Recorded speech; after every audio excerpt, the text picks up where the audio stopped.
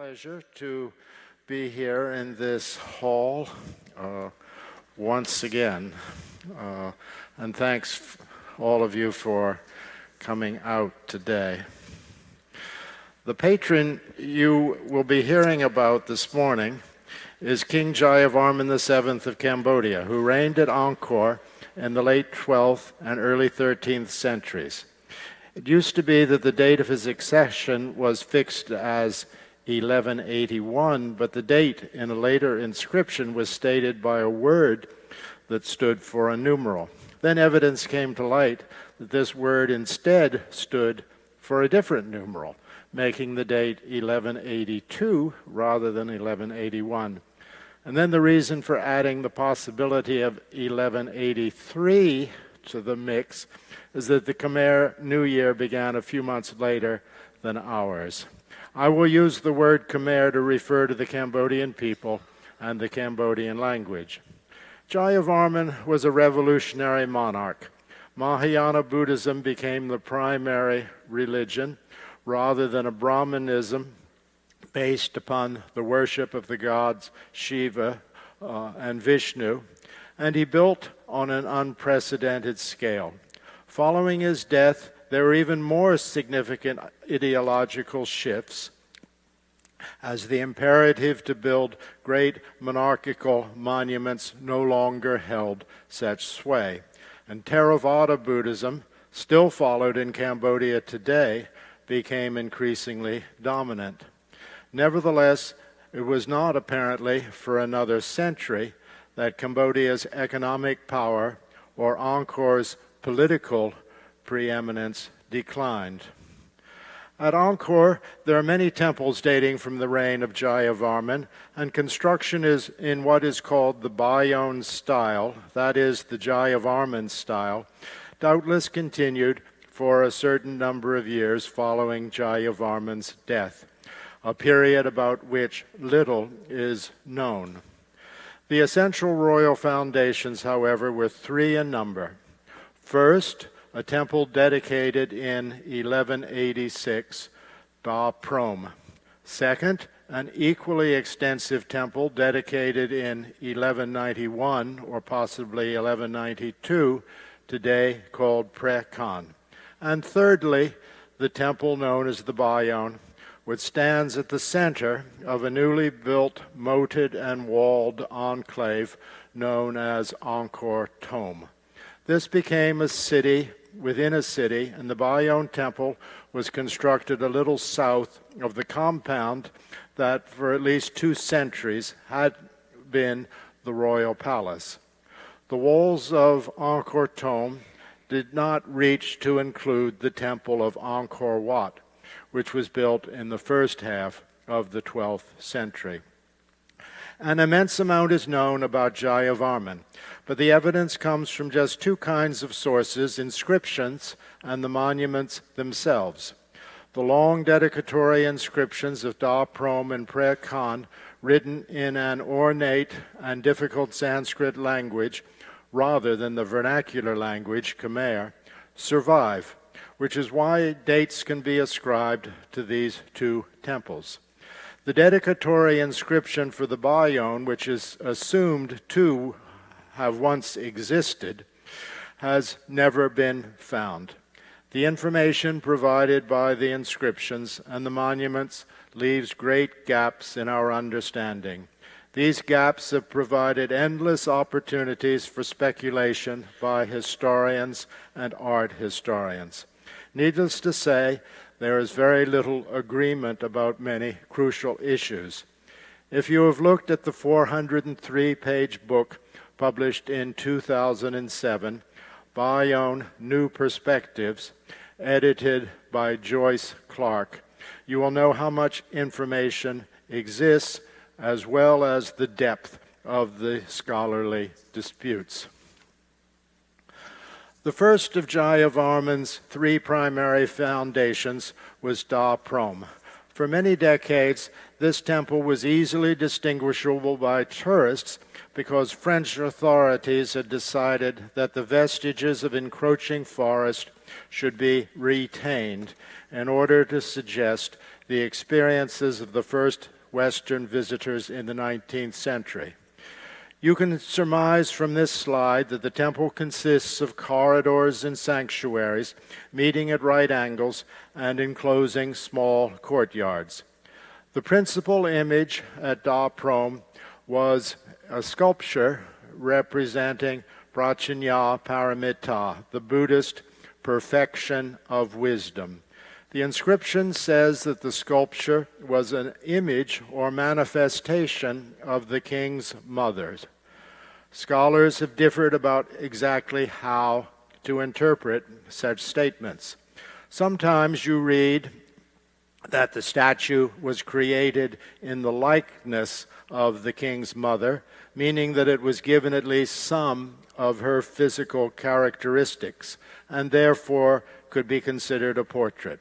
Other scholars think that the words in this and other inscriptions imply only an association between the king's mother and the goddess, without any need for resemblance. This is my own view. This now is Prakhan in an interior view. Here, the principal image, as described in the dedicatory inscription, was Lokishvara, the Lord of the world, that is, the Mahayana celestial Bodhisattva, Avalokiteshvara, the Chinese Guan Yin. He, in turn, memorialized the king's father. In both these interior corridors and the sanctuaries, additional images were placed. And very probably, walls like those you see on the left and the right were covered with representations of divinities, which would also have been considered as sacred images. The third temple of the core group was the Baone. Unlike Prom and Prakhan, it does not have an entirely flat plan. Instead, it has a giant central tower surrounded by a raised terrace.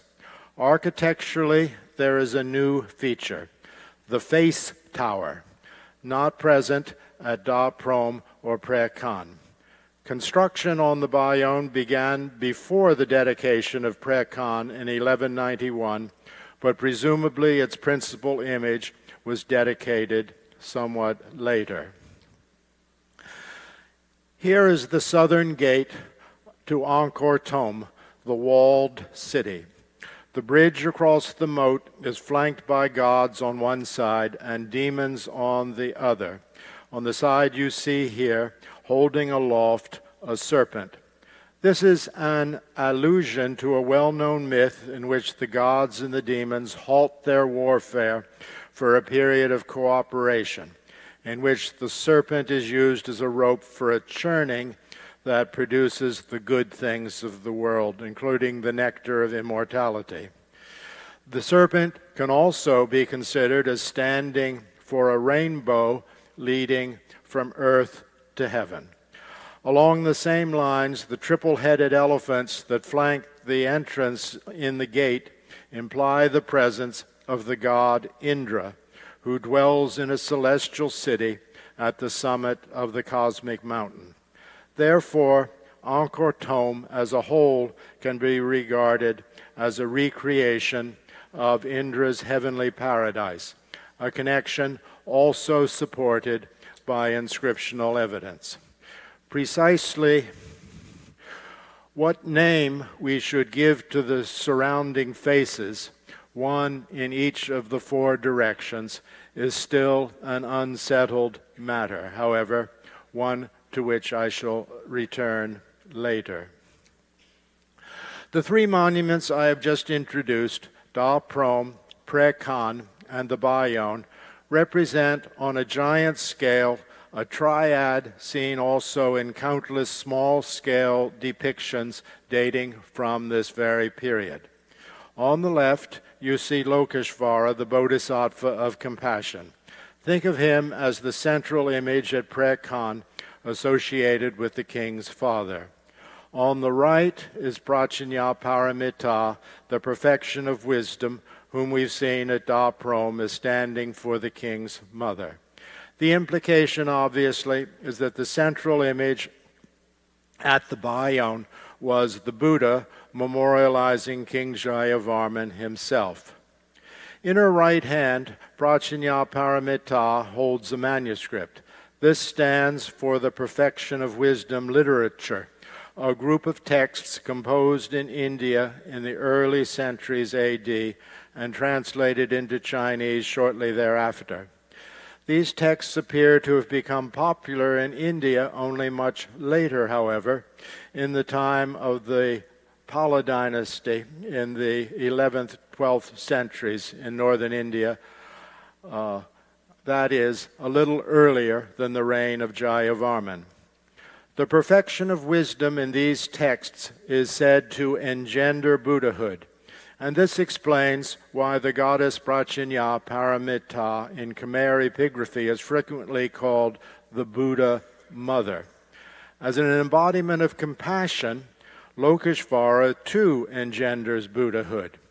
We can't be sure of exactly what terms 12th century Cambodians would have used to describe the relationship between the two deities, but basically the idea was that mental understanding or wisdom, that is the proper understanding of phenomena, and that everything we observe in the world must be deconstructed into psychological atoms, together with action, and this is an aspect of loving kindness, perhaps only in the form of the practice of meditation that sends compassionate visions to suffering humans.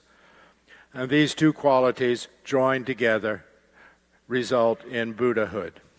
The Supreme Buddha in this period was considered for the Khmers, was consistently for the Khmers, the serpent or Naga sheltered, or serpent enthroned Buddha. This was a convention that dates back to the 10th century in Cambodia and presumably has a connection with the understanding that the Naga serpent stands for the powers of the rainfall and irrigating waters that make subsistence and civilization possible. Jayavarman VII is the only Angkorian monarch whose actual appearance we know anything about, or at least we think we do. Is this an actual portrait?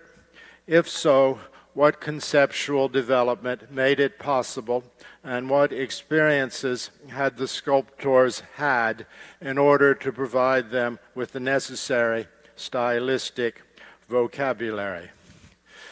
There are two complete portraits, one now in Phnom Penh, one seen here, the other in Thailand. The arms on both sculptures are broken, but pretty surely the hands were held together in adoration, or else proffered an object. These sculptures were, therefore, what I consider adorant images, placed in proximity to an image of the Buddha or another deity. If the hands held an offering, then the portrait images would fall into a class of representations such as we see on this lintel, with the adorants flanking a central Buddha. The second complete image came from the temple of Pimai in northeastern Thailand. The original temple, built around 1100, had in its sanctuary an image, now lost, that was surely a Naga-protected Buddha. In the Jayavarman period, a laterite tower was built in the compound, seen here on the right of this slide, and the adorant image of Jayavarman was installed there, facing the primary image and performing a never-ending act of reverence. Since Jayavarman was a descendant of the Mahidharapura monarchs, who were powerful in the Pimai region at the time the original temple was constructed, Jayavarman quite probably believed that he was also venerating his own ancestor. On the left is a small votive tablet found in Thailand displaying Burmese influence and probably dating from the 12th century. The celestial on the right-hand side adorns the walls of the Baone. The connection lies in two elements. One, the small figures of worshippers. The other, in the tied curtains on the stone relief, which are transformations of the tassels tied to the columns on the votive tablet. So here is evidence at Angkor of some awareness of the Theravada Buddhism well established in Burma at the time, as well as stylistic currents very different from the norms of traditional Khmer art.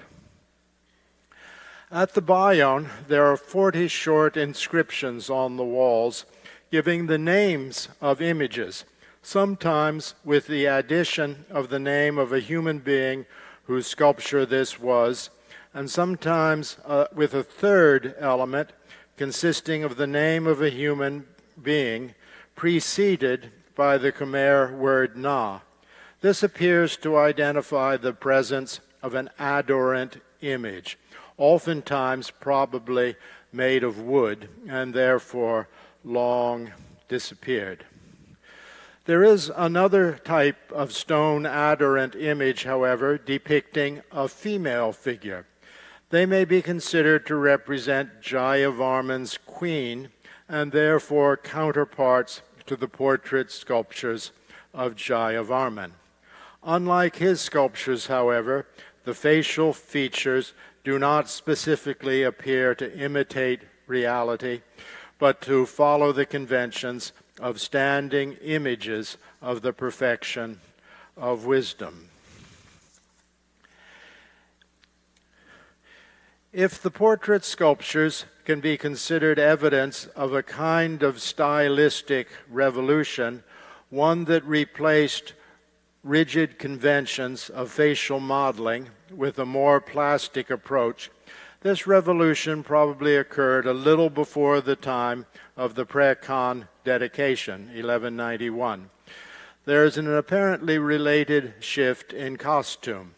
This bronze dates from the Middle Baone period after the revolution. Notice that the deities are depicted without crowns on their head.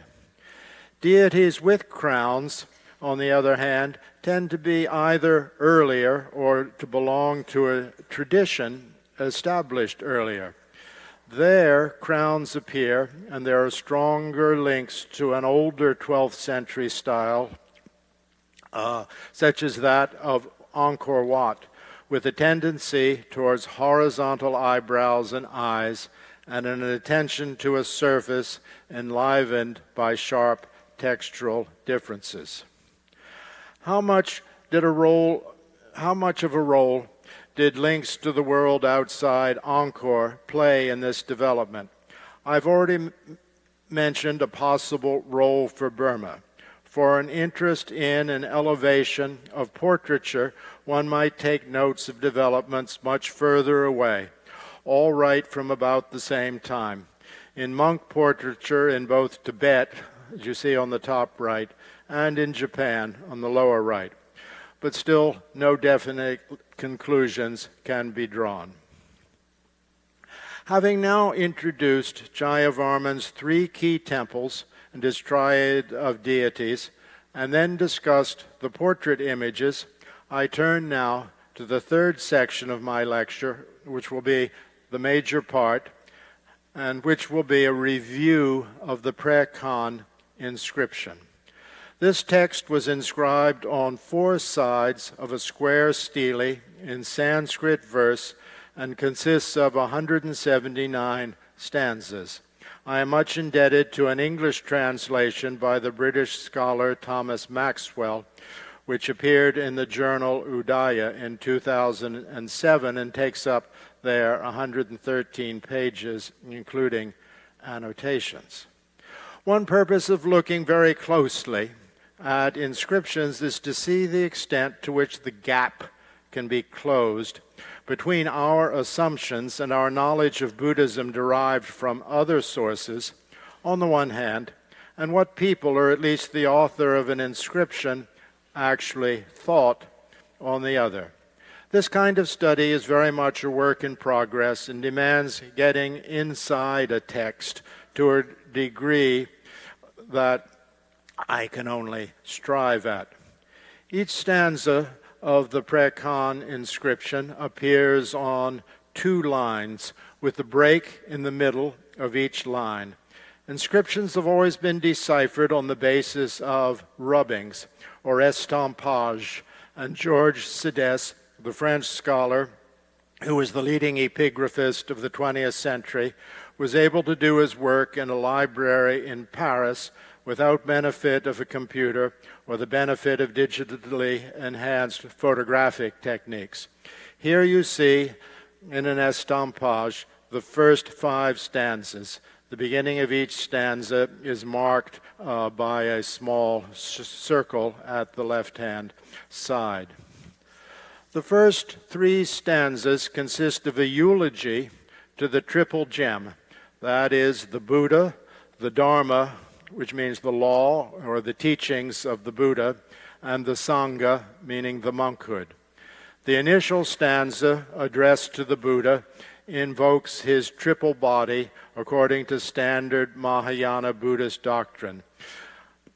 The Dharma body, that is, Buddhist texts first, the body of communal enjoyment second, which means the body inhabited by celestial Buddhas who have a body that is not subject to decay, and thirdly, the transformation body, the body taken by the historical Buddha, Shakyamuni, or Gautama, here on earth, and his predecessors.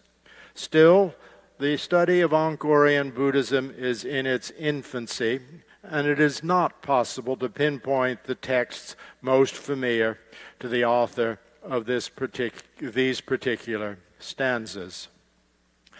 Stanza 4 turns to the Bodhisattva Lokishvara. As a reader, we do not yet know that he is to become the subject of dedication in this very inscription. Lokishvara stands in triumph, his fingers ornamenting the boughs of his arms like branches, a golden sacred thread encircling his trunk like a graceful tendril, a walking tree of paradise. For he is the one womb and source of the fruits desired by the 3 worlds. This is a literary description, but the comparison with the tree of paradise suggests a visual image of a deity with multiple rather than merely 4 arms, the standard number on Lokishvara images in this period. A walking tree, meaning perhaps that if we remain stationary, Lokishvara will come to us. He is the one womb. The Sanskrit here is the common word yoni, meaning both vulva and womb, not a term we ordinarily think of as applying to a male deity. The use of this word suggests the power to give birth to other forms and brings to mind one of the best-known Mahayana texts, the section of the Lotus Sutra in which Lokishvara, when called upon by people in danger, such as being attacked by a wild beast, sends projections of himself to come to their aid.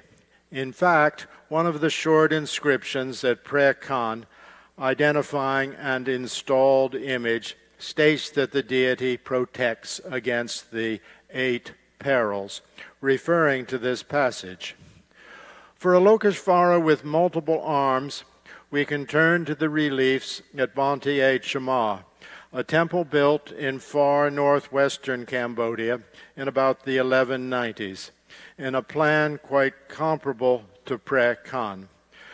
The Karanda Vyuha Sutra, was a text devoted to Lokishvara, or Avalokiteshvara, that had become popular in Cambodia in the 10th century. It later became a well-known text in Tibet and is the source of the mantra Om Mani Padme Hum. This particular depiction of Lokishvara, along with others standing beside it, is based on a passage in the Karanda Vyuha. Here you can see the location of Banteay Chamar in far northwestern Cambodia, not far from the modern Thai border. It was for a long time very hard to reach, but a highway has recently been constructed, making a day trip from Angkor by car not difficult. This is the perfection of wisdom in the Asian Art Museum. The next stanza, stanza 5, is dedicated to her. Bow your head to the mother of the Jinas, she who goes before the Lord of sages, replete with virtues. She is to be seen by the learned with their own eyes, dispelling the web of doubt. Procinya paramita is consistently referred to in the inscription as the mother of the Jinas or conquerors, that is, mother of the Buddhas. Possibly we should understand the reference to the learned as indicating that she is simultaneously a text, the perfection of wisdom, and the learned are those who know this text.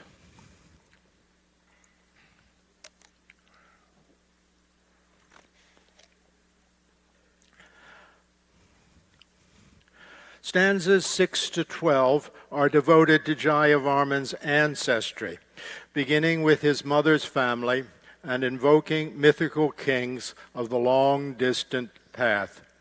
Thomas Maxwell suggests that the invocation of the mother of the Jinas in stanza 5 leads naturally to the presentation of the king's maternal ancestry, which is on the left-hand side of the chart.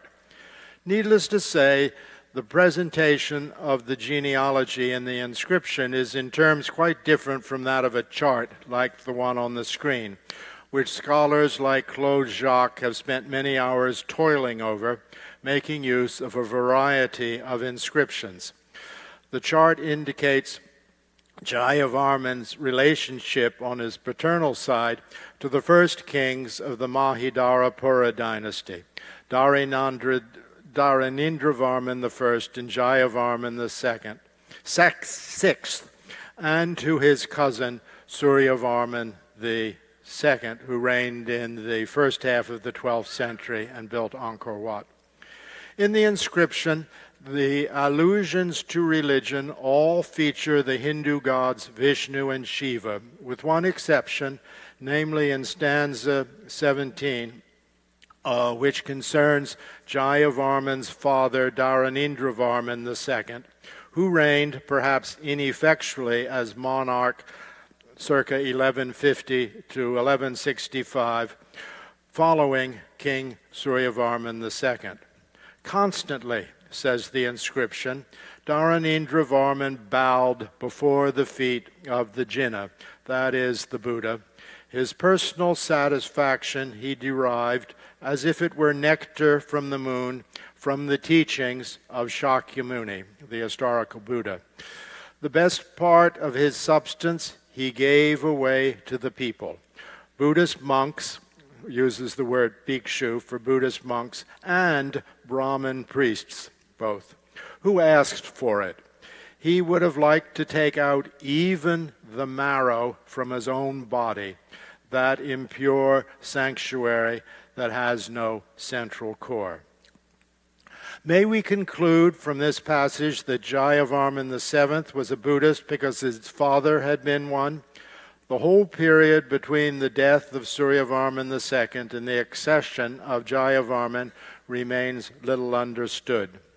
Greater clarification may come when a newly discovered inscription, now in a private collection in France, is published.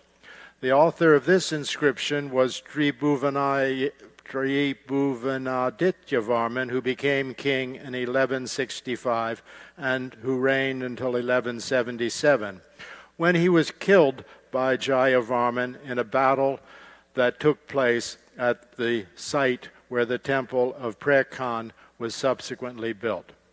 Tribhuvanaditya, the new inscription informs us, was a younger brother of Suryavarman II and was a Buddhist. Two sites of importance that will eventually help clarify the events of this period stand directly east of Angkor, one being the temple Beng Mialia, the other the town of Prakhan Kompong Savai, which remains not easily accessible today. The temple of Beng Mialia has been attributed to the period of Dharanendravarman, Jayavarman's father, but the new inscription, I am told, may provide evidence for believing that it was the work of Tribhuvanaditya Varman, 1165 to 1177. There are some Buddhist scenes and relief carvings, and an important Buddhist sculpture was recovered from the temple, but the overall religious orientation has not been established. This is the important Buddhist sculpture, an image of a seated Lokishvara. He has 4 arms in accordance with the dominant type of Avalokiteshvara since the 10th century, but the posture is quite unusual. The stylistic canons of the Angkor Wat style are much in evidence, as seen in the exquisitely detailed diadem, the sharp precision of the curving edge of hair on the temples, and the delicate horizontal mustache. Presumably more sculpture of this type will one day be discovered in the ruins of Beng Mialia. The other site I mentioned, Prakhan of Kompong Savai, is an extensive complex. There's a very interesting standing Buddha, actually 4 Buddhas back to back, that now seems to have collapsed or disappeared and is of uncertain date. A theory has arisen that Jayavarman spent his youth here. One bit of fascinating evidence bears on this theory. It was discovered a few years ago that a group of Baone period sculptures that appear to have been made in the royal workshops are characterized by a unique type of sandstone. This sandstone has been traced to a site adjacent to Kompong Savai. It would seem unlikely that Jayavarman would have ordered that these sculptures be carved of Kompong Savai sandstone had he not had some personal connection with the site. On the other hand, if Tribhuvanaditya Varman was active here, one wonders about his relationship with the cousin who slayed him on the battlefield in 1177. Louis de la Porte, the 19th century French explorer, visited Kompong Savai in the 1870s. He gathered various sculptures from the site, and today they are held by the Musée Guimet in Paris. One little-known pillar, plausibly dating from the period between 1150 and 1181, has on 3 faces the triad that exemplifies Jayavarman's core religious belief: Lokishvara, the Naga-protected Buddha, and the perfection of wisdom. On the 4th face is a dancing Tantric Buddhist divinity, probably Hevachara. The presence of Tantric Buddhism in Cambodia can be traced back to the 10th century. It can be considered entirely compatible with the Mahayana Buddhism embraced by Jayavarman, but it involved an additional set of deities and secret practices that were passed from teacher to disciple.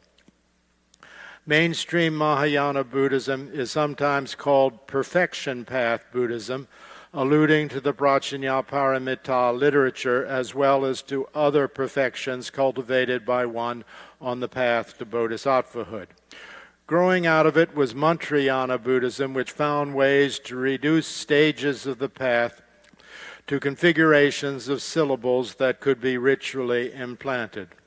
Tantric Buddhist texts like the Hevajra Tantra, which had been known in Cambodia since the 11th century, added female deities, wisdoms that were esoteric counterparts to the goddess Procinya paramita.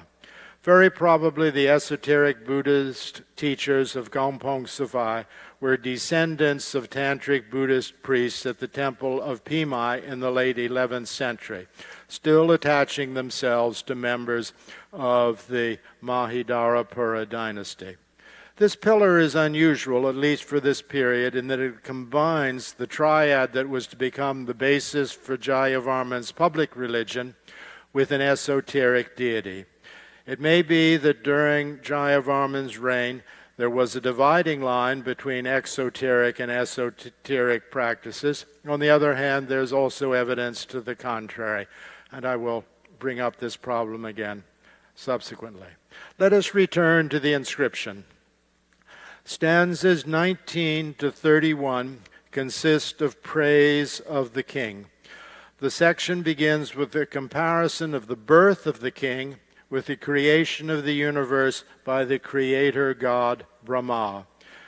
Quote, "Now the creator, wishing to create a supreme king of perfect qualities, made Jayavarman complete with the marks of greatness.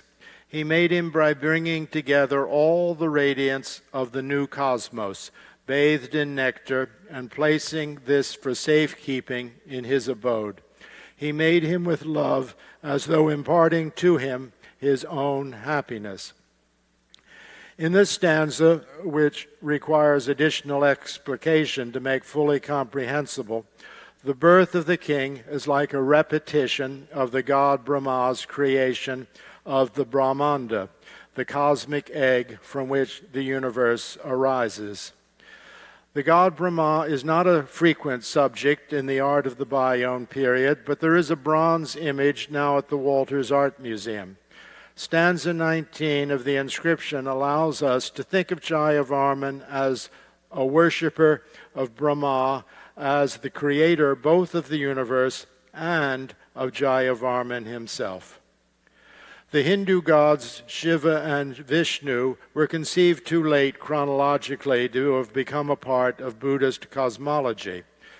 This was not the case with Brahma. He is imagined in Buddhist cosmology as multiple beings meditating in pavilions near the summit of the universe, floating above the cosmic mountain Meru.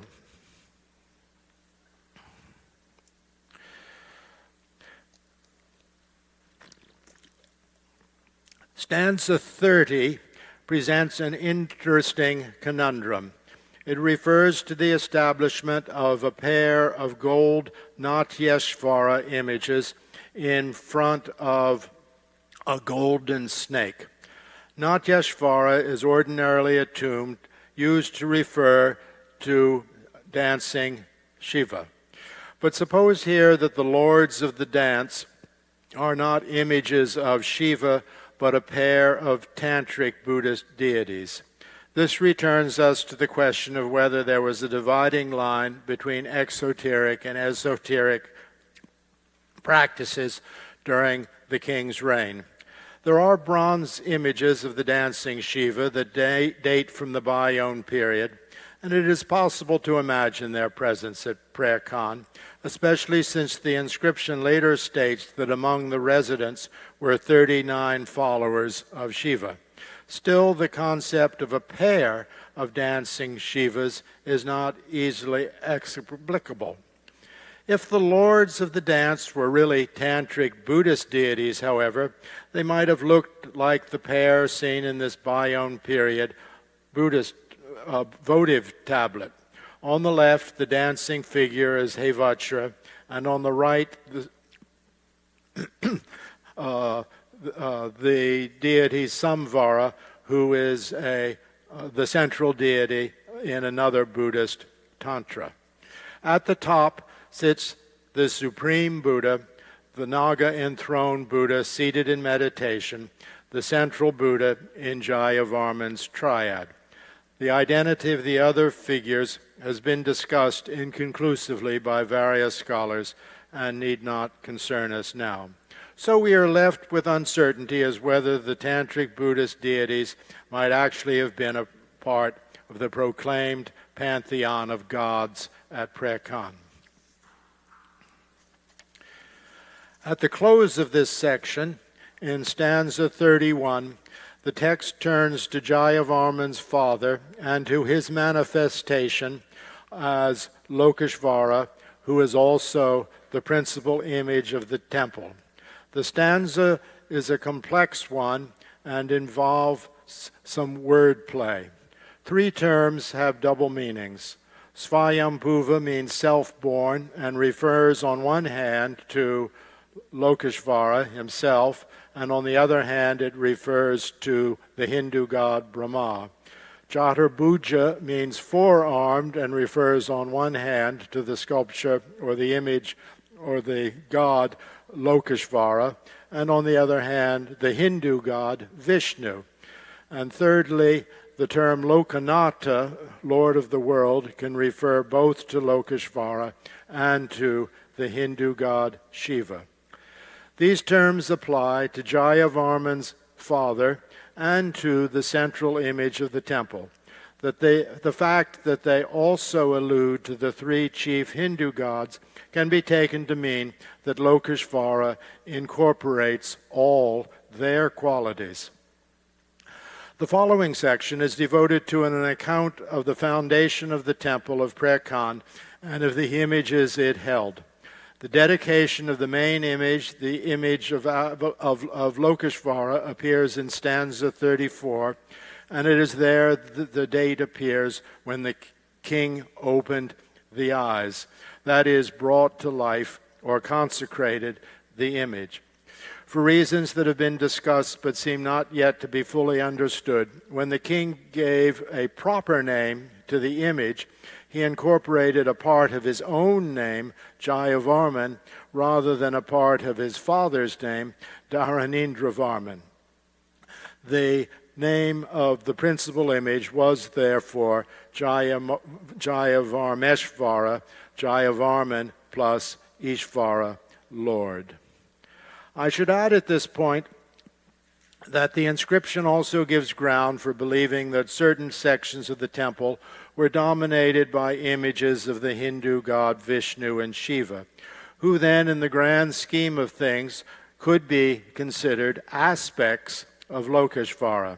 Here is an unfinished pediment devoted to the sleep of Vishnu on the cosmic ocean at the moment before the creator god Brahma appears on the lotus that arises from Vishnu's navel.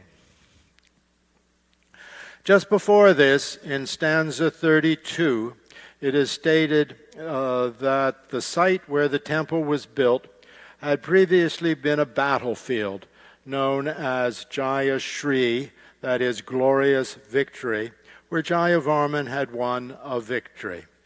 This was the battle in 1177 in which King Trubvanadityavarman was killed. The text goes on to say that the plot of land, reddened as it is by stone and lotuses and gold, seems still to be stained with blood today. That is, it is the temple itself that seems to evoke the bloodshed.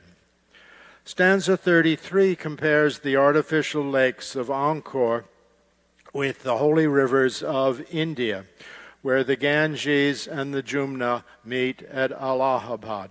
The god Vishnu is associated with the west Barai, Shiva with the east Barai.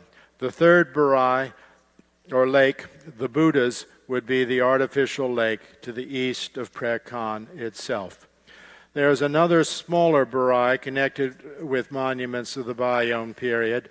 This is Trusong, which has been restored as a lake, and here you see a place where steps lead to the water, flanked by a serpent or Naga railing. In recent years, a French scholar, Olivier Cunin, has developed incredibly precise schemes for the stages of construction of the Baone, Prakhan, and other temples of the Baone period. He has done this not through a stylistic analysis of the decor, as had been done some decades ago by the French scholar Philippe Stern, but by analyzing the magnetic properties of the stone, and thereby relating sections of construction to distinct quarry sites. It is Cunin's view that at the time of the composition of the dedicatory inscription, probably in 1191 or soon after, Prakhan existed in state number 3. The initial phase included the central sanctuary and the surrounding gallery, as well as cruciform structures on the south, west, and north. On Cunin's reconstruction, the additional buildings of each state are shown in red. It is thought that at the time the inscription was composed, important structures on the approach side, the east, were already in existence, namely the Hall of Dancers and the granary. In the period after the composition of the inscription, work continued at Prakhan, with new structures filling in open spaces in the compound.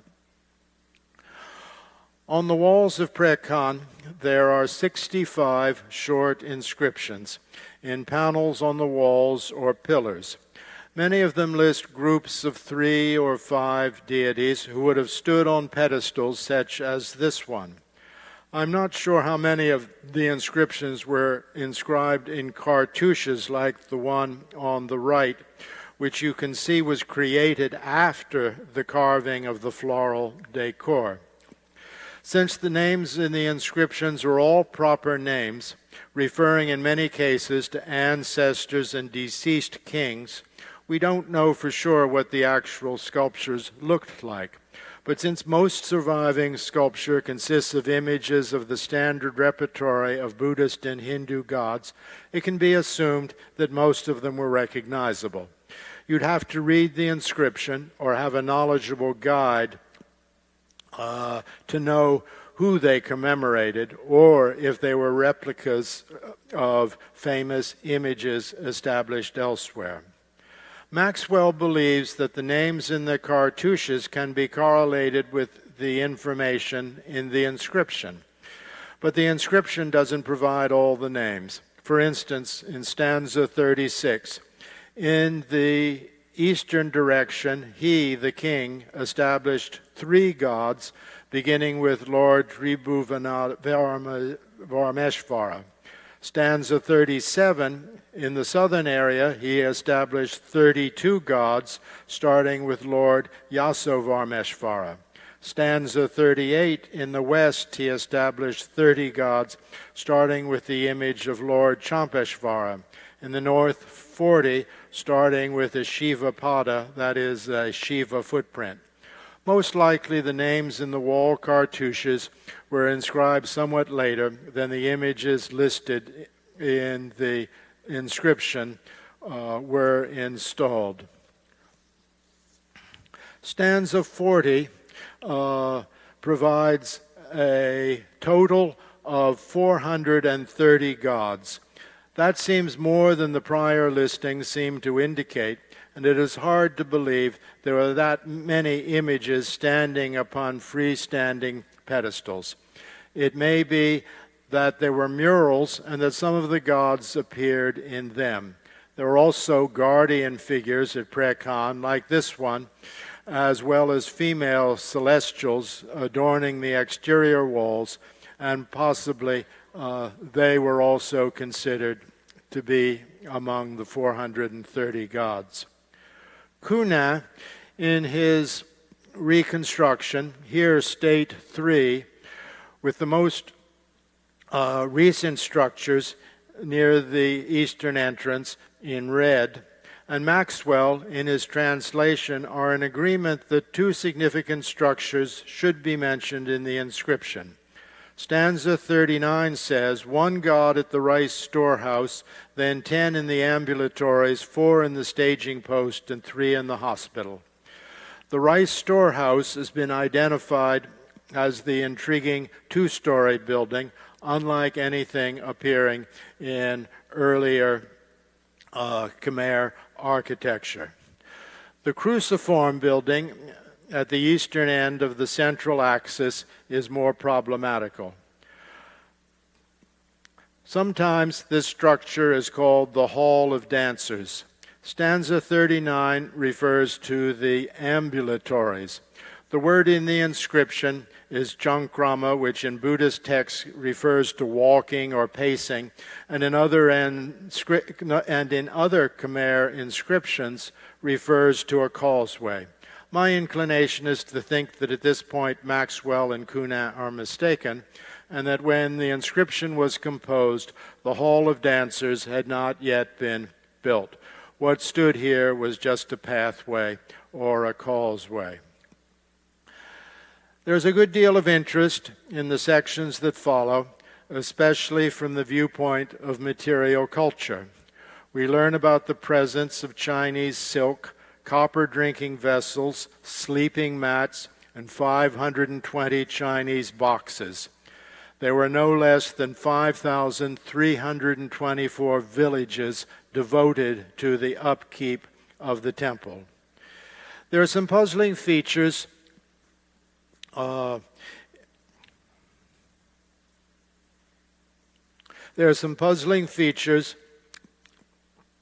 in the section on metal objects and gems. Stanza 95 states that skull cups and other goods numbered 18,160. Since no metal skull cups survive, so far as I know, there may be doubt about the translation. Skull cups have been an important element of Tantric Buddhist ritual in Tibet.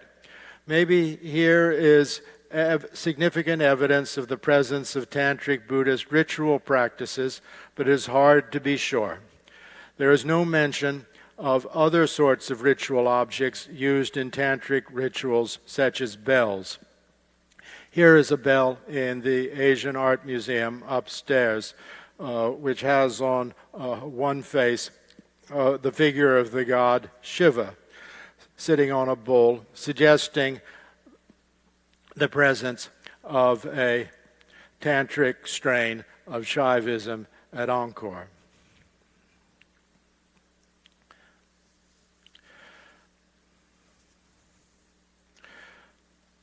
Stone structures of the temple, residents of the temple, deities consecrated by the king elsewhere, and the 23 places to which the Jaya Buddha Mahanata images were sent.